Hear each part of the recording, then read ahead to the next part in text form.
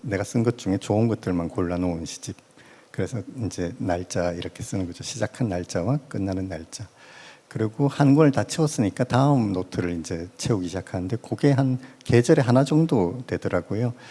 근데 첫 번째 이제 썼던 노트에서 두 번째 썼던 노트를 봤더니 시가 너무 좋아진 거예요. 제가 봐도 너무너무 좋아졌어요. 이게 처음보다 두 번째가 훨씬 더 좋네. 그러니까 약간 기대가 되더라고요. 세 번째가. 그래서 또 세 번째도 이제 마찬가지 방식으로 계속 쓰고 그 중에 좋은 것만 계속 가리고 놓고 해서 세 번째 또 노트를 만들었죠. 그랬더니 정말 좋아. 두 번째보다 훨씬 좋아요. 세 번째 만들고 나서는 첫 번째 있는 시집을 볼 수가 없어요. 창피해서.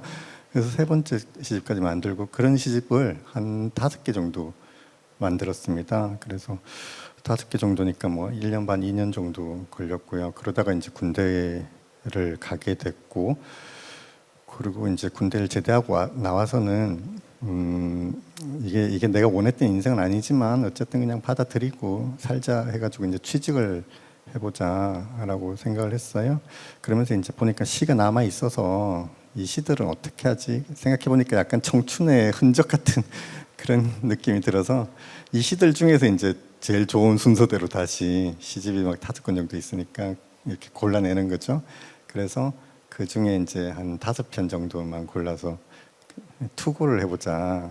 이제 되면은 뭐 좋은 거가 안 되면은 그냥 그 출판사에 그냥 시를 버리는 셈 치고 그렇게 해서 이제 서점에서 문학 잡지 주소를 적어 와가지고 투고를 했어요. 그리고 잊고 지냈는데 그 전화가 온 거죠. 그러니까 당선이 됐다라는 전화가 온 거죠. 그래서 그때 굉장히 좀 당황했습니다. 아주 당황했어요.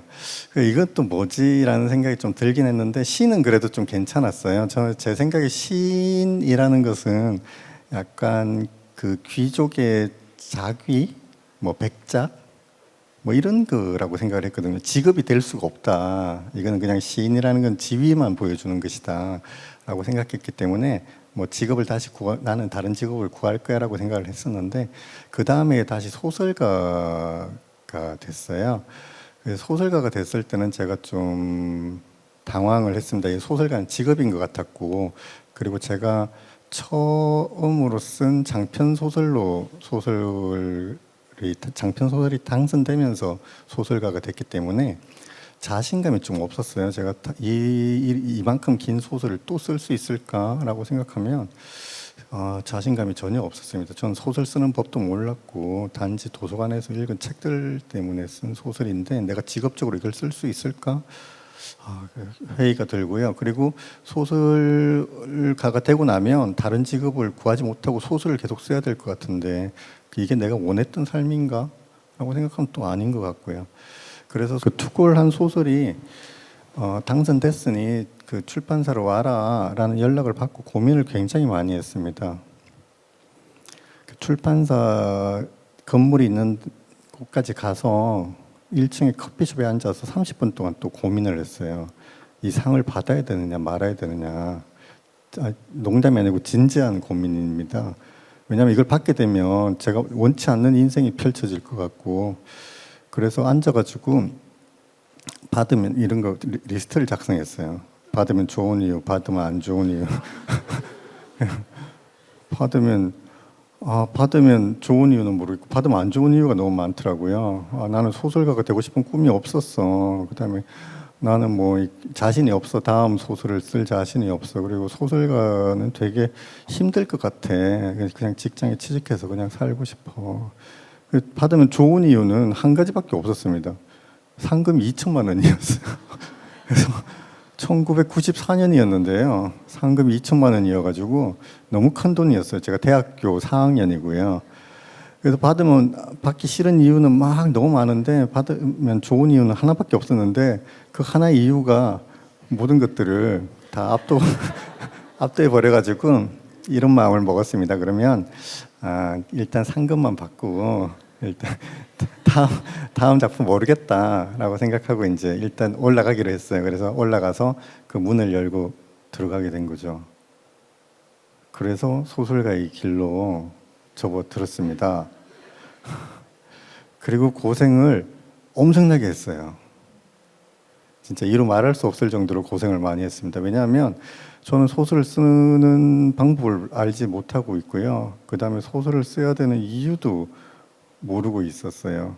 근데 얼떨결에 소설가의 길로 들어와가지고 그걸 이제 처음부터 다시 배워야만 했던 거죠. 그래서 그걸 이제 배우느라고 고생이 되게 많았습니다. 이걸 어떻게 해야 될지, 다른 사람들하고의 뭐 관계는 뭐 얼마나 해야 될지. 근데 조금만 힘들어지면 어떤 생각이 드냐 하면 어차피 이게 내가 하고 싶어서 했던 일은 아니야, 이런 생각이 들어서 자꾸 도망을 치기가 너무 쉬운 입장에 있었어요.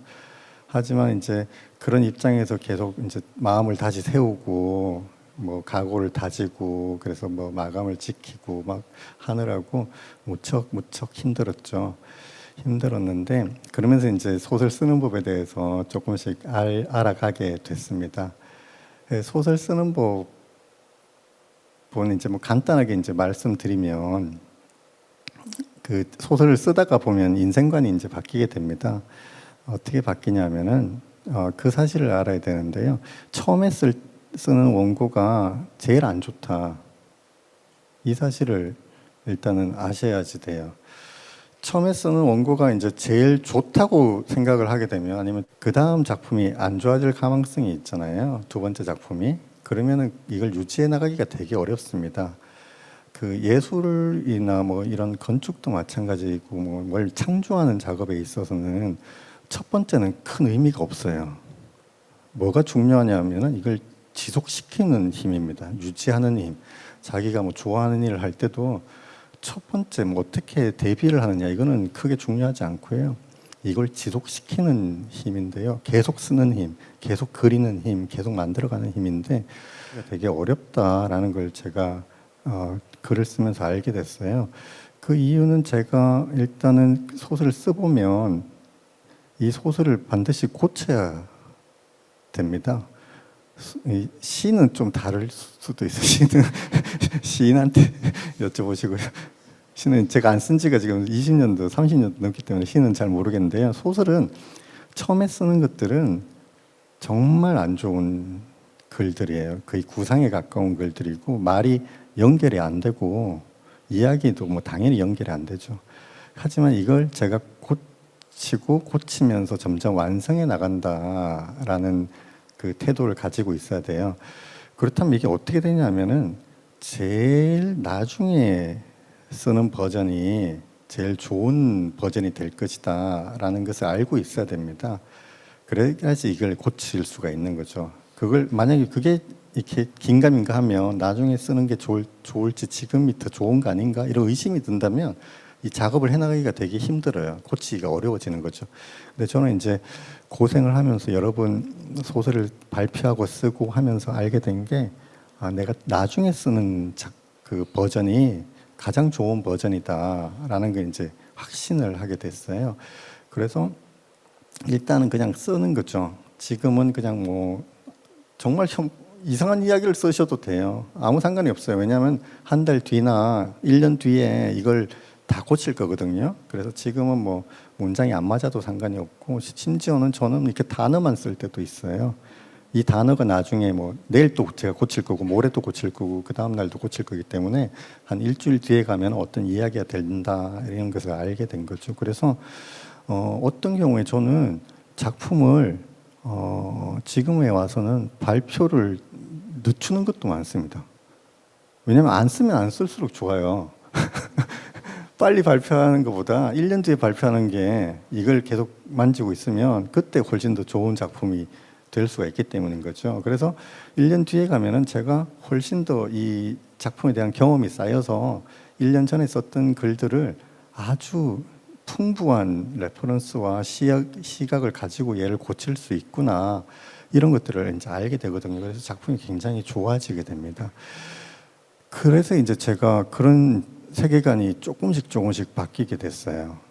그래서 원래는 저도 원했던 거는 이런 거죠. 처음부터 제가 잘 되는 거, 제가 계획을 어떤 계획대로 모든 게 이루어지는 거, 이게 이제 제가 원래 저도 배웠던 세계관이었는데, 그를 고치면은 점점 좋아진다라는 이 프로세스를 알고 난 뒤부터는 뒤에 오는 게 좀 더 낫다, 이걸 제가 알게 된 거죠. 그러다가 이제 제가 2017년쯤에 이제 제가 좀 바뀌게 된 계기가 있었는데, 그때 네이버에서 작가의 본심이라는 것을 이제 시리즈로 하게 됐고요. 그러면서 이제 저한테 작가가 되기까지 일들을 좀 강연으로 좀 해달라라는 게 있었고, 그리고 그때가 수능철이어서 수능 시험을 치른 학생들에게도 도움이 될 만한 뭐 그런 이야기도 해주셨으면 좋겠습니다라고 하시길래 뭐 자연스럽게 돌이켜 보게 되잖아요. 내가 작가가 됐으면 언제부터 작가가 됐을까? 어렸을 때 난 작가가 되고 싶은 생각이 전혀 없었는데 어쩌다가 이렇게 작가가 돼가지고 뭐 작품을 20개도 넘는 책을 펴내게 됐을까 생각을 해서 기원을 찾아서 가봤더니, 제가 작가가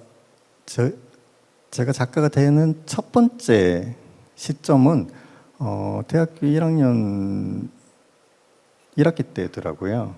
그래서 그 도서관에 갔을 때, 그래서 도서관에 가서 나는 인생이 실패했구나라고 생각하고 뭔가를 뭐 끄적이고 있고 시 같은 것들을 쓰고 있고, 그때가 내가 첫 번째 작가의 길로 들어선 때였구나라는 걸 알게 됐어요. 그랬더니 그때 쓴 일기가 제가 아직도 가지고 있거든요. 그 대학 노트에 쓴 일기들이 있어요. 그 일기를 봤더니 다 그런 내용이에요. 비관의 내용, 그리고 인생이란 뭘까, 그리고 미래에 대한 두려움, 이걸로 가득 차 있는 내용들이었던 거죠. 그래서 그 30년 전에 썼던 일기들을 봤더니 이건 고치고 싶은 생각이 들더라고요. 그러니까 얘는 지금 20년 동안 살았고 20년 동안에 자기가 배운 거, 경험한 거, 이것들 총동원해서 자신의 지금 현재를 판단을 하고 있는데, 자기는 실패자다, 원하는 대로 인생을 살지 못했다라고 생각을 하는 것이고요. 그것도 뭐 틀린 건 아니죠. 그 당시에 썼던 거니까.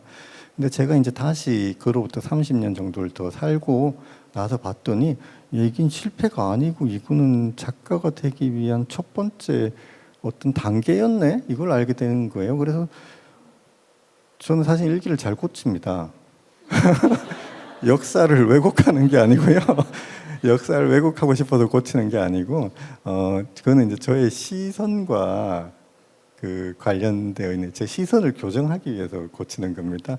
그 당시에는 20살, 20년밖에 안 살았으니까 이런 식의 판단이 맞고 옳은데, 지금은 이제 40년, 50년 정도 산 시선을 가지고 있고, 여기서부터 이 일을 판단하게 되면 전혀 다르게 판단이 되는구나, 이 사실이 너무 놀라워서 이제 안 잊어먹으려고 일기를 고치는 거예요. 저 1년 전에 일기도 막 고칩니다. 그때 몰랐던 일들이 지금 다 알게 됐잖아요. 그 사람이 왜 그렇게 했는지 지금은 다 알게 됐거든요. 그러면 그때 내가 잘못 생각했구나가 이게 아니라 그때는 좁은 지평에서 내가 이걸 봤구나, 뒤에서 넓은 지평에서 보면 이게 또 이해가 되는구나 해서 이렇게 고치는 건데요. 더 중요하게는 이걸 왜 고치냐면요, 제가 지금 30년 더 살고 나서 20년 전에 제가 생각했던 것들을 고치듯이 앞으로 30년 더 산 제가 있을 거 아니에요. 80살이 된 제가 있을 텐데, 80살이 돼도 저는 이 짓을 계속 하고 있을 거란 말이죠. 그래서 80살이 된 제가 지금의 저의 생각들을 고치고 있을 거라는 그 생각이 들어요.